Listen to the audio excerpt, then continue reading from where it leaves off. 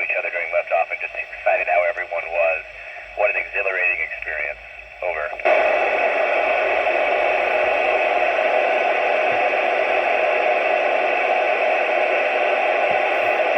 The Earth from space is incredible. There are just so many feelings that occur, but when you get to see just how thin our atmosphere is and the different colors of the atmosphere, and my favorite part is just watching sunrises and sunsets over and over again. It's just so incredible, and it gives you this feeling of just how small we are in this universe. Over.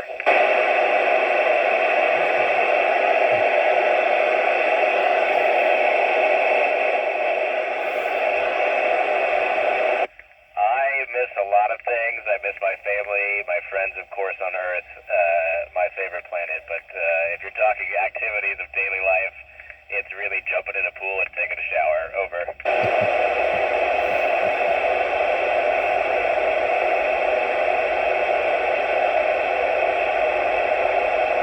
There's lots of things that are particularly challenging up here, but to give you an example, one of which is I have to talk to so many people on Earth during the day that are asking me to do various things, get various science or get some experiments done or work or other tasks on the space station, and you don't get to see their face. So you just have to only talk to them over radio, and they understand how they feel or what they think is really hard without it being able to read someone's face.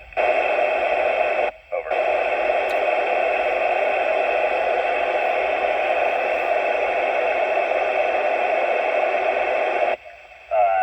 I think cultural diversity is great. It can slow things down at times, but ultimately I'm a big believer in diversity of experience. If you want to go fast, go alone. If you want to go far, go together. And having a diversity of experience and background really allows us to go far in life. Over.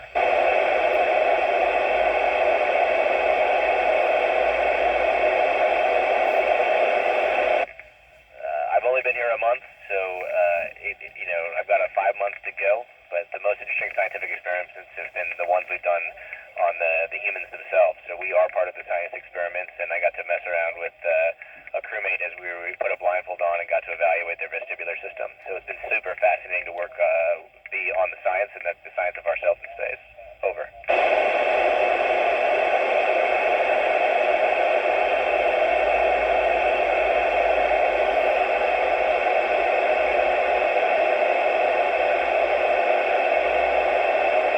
The most memorable for me so far has just been hanging out at the cupola and watching the Earth, observing the Earth, and taking pictures. And some of those pictures go back down to Earth, and scientists look at them. So just being able to observe the Earth persistently from space is pretty awesome. Over.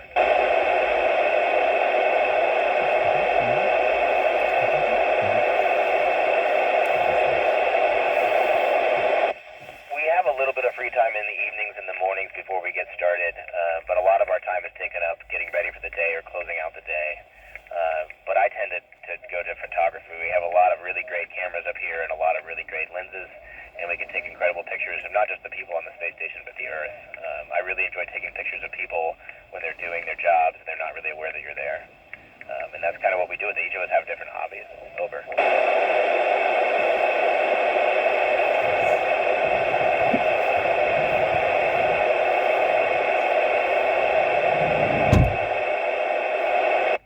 That's actually a great question. In space, for me, and on Earth, I drink lots and lots of water, so much so that my crewmates make fun of how much water I drink. And I've continued drinking that much water here in space. With regards to hunger, I found that I actually don't eat as much up here, and that's true for many people. Most folks don't eat as much food in space as they do on Earth. They just don't feel that hunger. They feel full much faster. Over.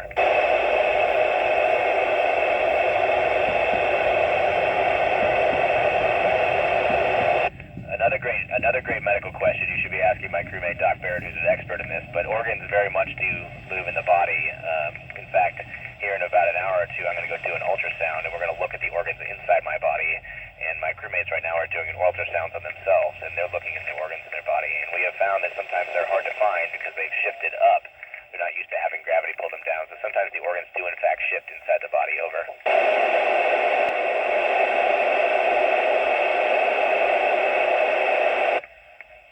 The short answer is yes, but we train for that, and we talk about it, and we work about having open communication with each other. We spend a lot of the time on the ground training and preparing for just that same scenario and discussing how to deal with it. So the answer is yes, but we work on it.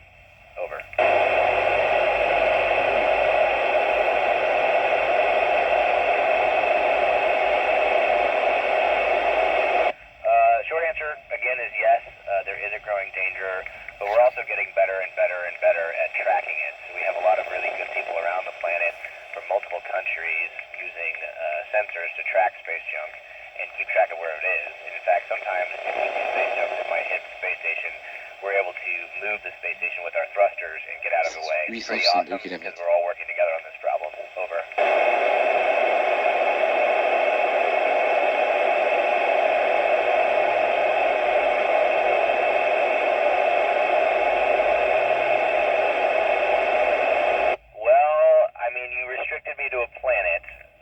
So I'm going to have to say Mars. But if you wanted to say like a planetary body, yeah, I think some of the moons around Jupiter could get really fascinating. I think you can go read about Europa and some of the missions we're doing to that moon that orbits Jupiter. But I think if you restrict me to a planet, it's going to have to be Mars. Over.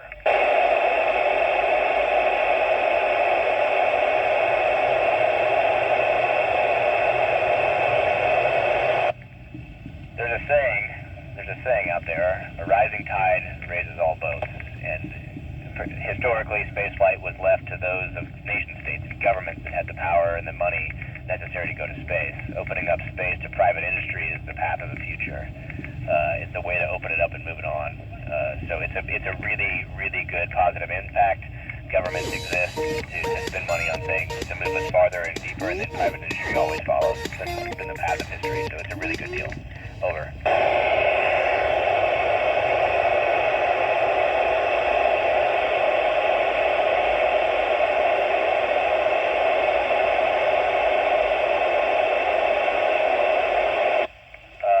They are absolutely 100% welcome aboard the International Space Station. We would be selfish, absolutely selfish, to not share this beautiful place and this opportunity with others, and to be able to have them come aboard is a great treat, and it will continue to spread space to those around the world. Is it difficult to support them? Not really. We'll make it happen. We're tough.